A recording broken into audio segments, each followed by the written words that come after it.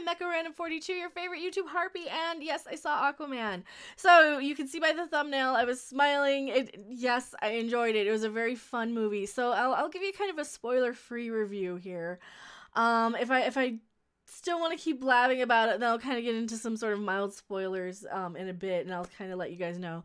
So spoiler-free review. Much better than Wonder Woman, because the third act really flowed into the rest of the movie. It didn't feel like it was kind of a separate movie.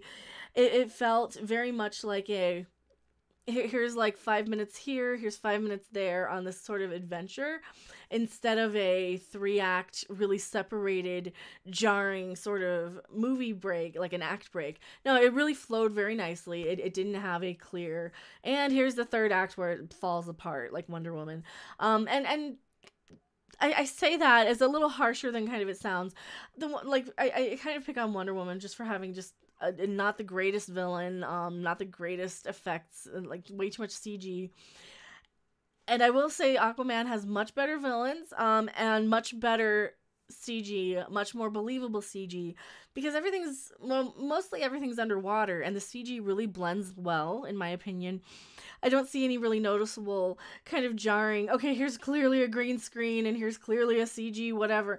Like, there's not a whole lot of that. You can kind of suspend your disbelief, with all the kind of sharks and fish and stuff that flow as need be, because it is an Aquaman movie, and you do have a lot of CG, a lot of stuff's underwater. There's really good character moments too. This is a really great film if you're a woman, like, and like a little bit of the romance stuff, or even men can like romance stuff too. There's stuff for everybody. There's stuff if you want a little bit of a love story. There's stuff if you want action. There's some funny one-liner stuff. Probably the best part of the movie is the fact that Aquaman is the only funny one. He's the only comic relief. He's the only character, and he's like that for a reason, because he kind of needs to be. They kind of call him this half-breed throughout the whole movie, because he is half surface dweller and half Atlantean or whatever. And yeah, it really makes sense that he would be so kind of out of place. All the people underwater are very proper and regal and royal, and they all kind of are acting a certain style. And then you got Aquaman and his dad, and they're kind of like buddy, and it's such a good blend of the two worlds. I will qualify my review by saying I am a huge Stargate Atlantis fan, and this really kind of ticked all the right spots for me. Jason Momoa is basically playing Ronan from Stargate Atlantis, which I'm fine with. It's a great character. He was fun. It's very similar in kind of story to those sort of shows too, where you have these objectives, you have these quests you go on. You have to go get this thing to do this task, and I really enjoyed that. And pretty much everything, the beginning sets up, some sort of rivalry drama, villain, bad guy, and it comes back through and weaves its way through the movie really nicely. And it intertwines with, like, the plot of, I can't want to call him Ronan, Aquaman needing to go and, like, kind of take his place as the king, and he has to do a couple of things before he can do that, even though he doesn't want to. And it's really well done. It's very good. And there's even some good, like, kind of fish out of water, total pun intended, sort of moments in there where you have like Aquaman and Mara, I think was her name, or Mira. They're on the surface, and she doesn't know that much about the surface world, and she sees people eating, so she goes and eats a rose. And it's very similar to, like, some of the Wonder Woman sort of moments, where you see, like, Gal Gadot with the baby and Wonder Woman, and she just doesn't know the culture, she doesn't know what to do. And I did kind of like those sort of moments. They made it, they kind of kept the good stuff of Wonder Woman, and then they kind of kept a lot of the good stuff of the Marvel Cinematic Universe too, where you have the jokes that people seem to like. I know I like some of the jokes, I know a lot of people don't. And I think this had a much better balance of people who are funny. I mean, if you compare Aquaman to, like, Infinity War, you had a whole bunch of comic relief characters. You had, like, Star-Lord, and then you had, like, Spider-Man, and then you had you had a few funny characters in that. And this one, really the only funny character is Aquaman, and it really, really fits. There's also some really great family moments in this. Aquaman and his dad are kind of really heartwarming and endearing. There's some Aquaman and his mom stuff, and yeah, like all the family stuff is really good. And he comes across as a heroic superhero. And I know that's kind of one of the problems a lot of people have with the DC sort of movies, is that the superheroes are not very heroic, and they do a lot of destruction. They have high death tolls. And Aquaman really seems like he's out there to save everybody, and that's kind of the point of the movie, is that he's out there saving everybody. And you'll see that in the setup in the opening scenes, and you'll see that later on in the movie, and hopefully this isn't too spoiler heavy for you. It's a fun movie. I enjoyed it a lot. I can see why it's doing well. There's like a whole group of women behind me in the theater who were there like, yes, there's such a good love story and are so glad, and because there's a couple of little romances in there. A couple of characters have romances, and it's really sweet and endearing. I guess so. The more spoilery heavy thing, and this is going to be kind of a spoiler, so I'll do this. Turn off the video if you don't want any at all spoilers. Willem Dafoe basically plays Mr. Miyagi in this movie, and there's even a line I can bring it back to Jason Momoa where he says he's got his one-liner. He's like, okay, Cobra Kai, or whatever he says, and I'm like, yep, that's exactly what I was thinking. You know, Willem Dafoe is playing Mr. Miyagi, basically training, and or Yoda or something. Either or. Willem Dafoe kind of steals the movie. He's great in this. I think Patrick Wilson's in this as Aquaman's brother. And he is very regal, and that's one of the things I love about this movie, is that like all the royalty are very regal. They're not funny.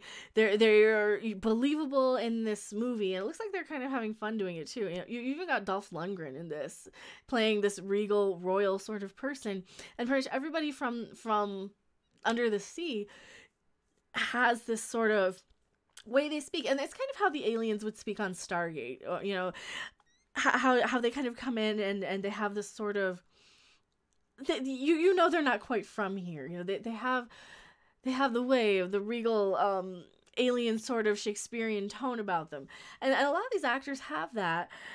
And then Aquaman comes in, Arthur, you know, Ronan, whatever. He comes in and he's basically playing Ronan from Stargate, but with like more earthy sort of references and one-liners, and I really like that. I like that about the movie, so I do recommend it. I think it was a lot of fun. I can totally see why it's getting a lot of reviews.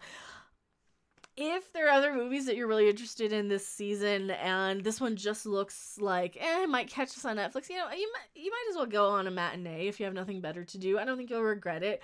I did not see it in 3D. I'm kind of regretting not seeing it in 3D. I would not mind watching this again. A lot of these movies, I come out of the theater and I'm like, you know what? That's it. I'm done. And I never see them again. And this one I kind of want to see again. I enjoyed it that much. It was fun. You know, there's a lot of good action. For somebody like me who's not a huge action or fight-oriented movie sort of person, there's a good fight, and it's pretty much you know, like 5 minutes of talking and character development, and then 5 action, and then back to 5 minutes of talking, 5 minutes of action. And I don't know if that's the exact time in between or that they lay out, but it seems very even. Like you have this many minutes for talking, this many for action, and they kind of alternate beat by beat by beat. So it kind of turns out to be pretty well paced that way. I did like that about the movie. I was okay with it for that. And I'm not even a hugest action sequence person. I thought they were pretty good. There was a lot of times I was looking at it, and especially the underwater scenes, where I'm thinking, okay, this is like a good version of Star Wars Episode 1. You know, the underwater Gungan sort of planet. A lot of it kind of reminded me of that, only a good version of it and less stupid and corny. There's also like some pretty massive underwater battles where they kind of look like something out of Star Wars almost, where you just have shit flying everywhere, just lasers and energy water beams and fish and, you know, sharks and everything. And it's kind of cool. I mean, I don't know. It's there wasn't a whole lot that, like, a lot of times where I was like, okay, I have no idea what's going on screen. I think maybe only once or twice, and that was during like the huge sea battle scenes. Other than that, I mean, it's really easy to follow, really easy to kind of know who is who, what their motivation is. there's not a lot of characters. Sometimes these movies have way too many characters, and then they have like nobody, like a couple of characters with nothing to do and maybe 1 minute of screen time. This didn't seem like it. Everybody seemed to be there for a reason, except, you know, you had a couple of like incidental CG characters in the whole underwater kingdoms sort of subplots, or I guess it's the main plots of the story where they go to all the different underwater kingdoms, and yeah, so, some of the, like the extra underwater sort of species and royalty and rulers seem to kind of go by a little quicker. But yeah, other than that, the movie was pretty well paced, very entertaining. Sometimes, like, I wasn't a huge fan of some of the covers of some of the songs that they were using, because they used a few like cover songs of pop songs from the 80s, I want to say, or 90s even, I can't remember. But yeah, all in all, it was a pretty fun movie. I recommend it. I'd probably give it about an 8 out of 10. Maybe a little higher some days, maybe a little lower some days, depending on my mood. But no, I liked it. It was fun. You know, the women were not talking down to the men. They didn't appear useless. And yeah, I mean, the women weren't Mary Sue's either. And I like that too. Like, the women had their limitations and they had their power and they had, you know, their point in the movie, and none of the men really seemed like they were talked down to at all, and they were not second-class citizens in their own movie. That was kind of a huge complaint I had with the Han Solo movie, is that he was like a side character in his own movie. No, Aquaman was the star. He was definitely the star of the movie, and I think he earned it. I think it was fun. I think he can carry these kind of movies. He definitely, like, Jason Momoa did good. He was perfectly acceptable as Aquaman. He's perfectly acceptable as a lead in a movie. So I liked it more than Wonder Woman. So what did you guys think? Did you see Aquaman? Are you seeing Aquaman? Should I see Bumblebee? I don't know if I'm going to see Bumblebee. Also, I have no idea. I did a live stream where we talked about this for a couple of hours, where we talked about Aquaman, and I don't know if YouTube is going to save that. I can't seem to find that anywhere. YouTube was having weird duplication issues all night, so I don't know what's up with that, but thank you guys so much for watching the video. I will see you guys on my next live stream or video. Bye!